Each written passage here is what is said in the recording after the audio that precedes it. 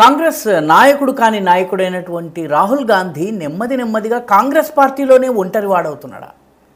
ఇటీవల ట్రంప్ భారతదేశపు ఎకానమీ మొత్తం వేస్ట్ ఎకానమీ అనగానే ఇక్కడ ఆయన అక్కడ కూసి మూసే లోపలే ఇక్కడ హడావిడిగా అవునవును భారతదేశపు ఆర్థిక వ్యవస్థ పూర్తిగా డ్యామేజ్ అయిపోయింది, వేస్ట్ అయిపోయిందని చెప్పి వ్యాఖ్యలు చేశారు రాహుల్ గాంధీ. అయితే ఆ తరువాత ఆయనకు తన సొంత పార్టీలోంచే మద్దతు రావడం లేదు.